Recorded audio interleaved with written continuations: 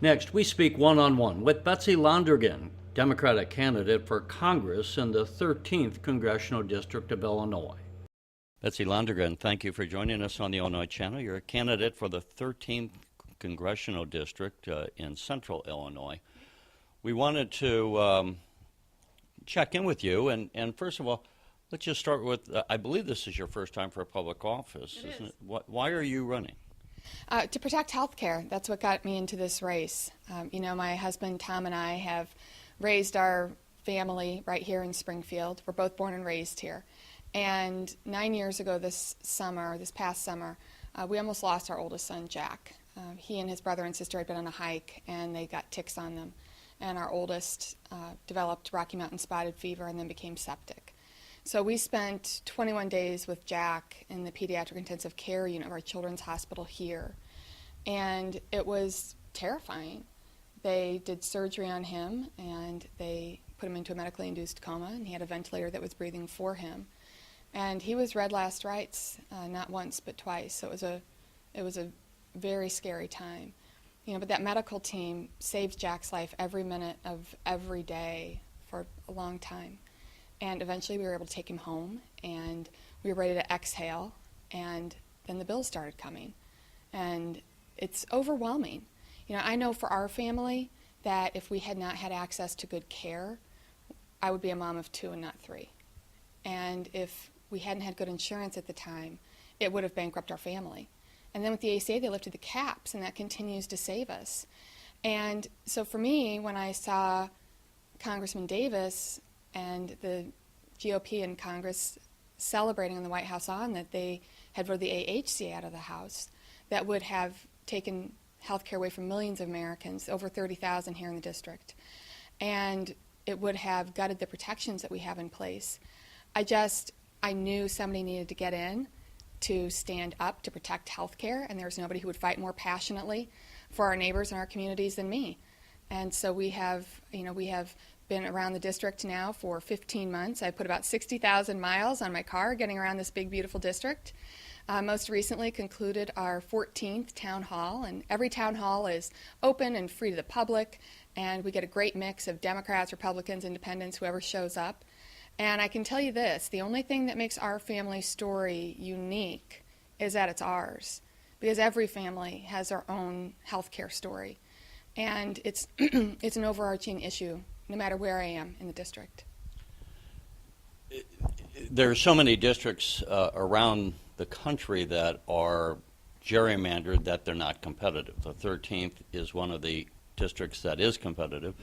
Congressman Davis won handily last time, but it's very close. I think his first election he won by 1,500 votes. So, and it includes the University of Illinois, so you get some voters. In any event, as you go around to your town hall meetings, what are some of the issues that are predominant on the minds of voters? And we talked about health care, and maybe that's it, but is it health care, and do they bring up other issues that are a primary concern? Overarchingly, it's health care. Now, people bring it up in different ways. People are very scared about people with pre-existing conditions losing coverage or being discriminated against. And Congressman Davis has voted multiple times to eliminate the protections for people with pre-existing conditions, gutting those protections. And that is terrifying to people. We have almost 300,000 people here in the district with pre-existing conditions. And they know that that's, it is a primary motivator for why I'm running, is to protect their health care. There's also a lot of talk about prescription drug costs and those going up and how we're going to bring that down. And I really want to allow Medicare to negotiate for drug prices to try and bring some of those costs down. And so we talk a lot about that. Protecting Social Security and Medicare are really big issues. We have over 100,000 people here in the district that are over 65, and they don't know what they're going to do if their Social Security gets cut. And so I'm very proud to be endorsed by Social Security Works and the Illinois Alliance of Retired Americans, because they're not cutting Social Security and Medicare on my watch. And I know, last week Mitch McConnell came right out and said that they're going to pay for this tax bill by cutting earned benefits. And I'm not going to stand for that. And we have these caravans. I'm sure everyone in the district has seen these videos coming. One of the big issues, maybe the primary issue the president ran on, is building a wall and border security. In view of the fact that we have these caravans coming up, now there's a second one. What is your approach to immigration, illegal immigration, and how do we control that? Well, we do need border security. I mean, the simple fact is that we can't accept everybody, and we have to make sure that we know who's coming through. And we need an earned path to citizenship, one that is fair, one that is humane.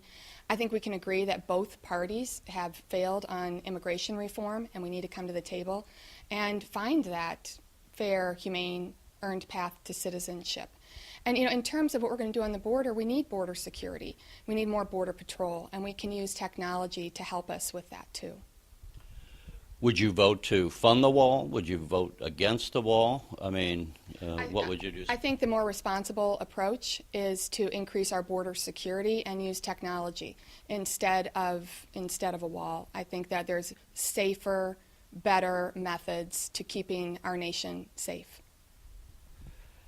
And how do we keep people, let's say, from coming in? They can ask for sanctuary if they come through certain spots, but just we have a long border with the Mexico border that comes in, a lot of the people from Central America. But is there any different approach aside from just, would you said you would, I guess, maybe fund more border agents? Yeah, I think absolutely. this administration has done some of that.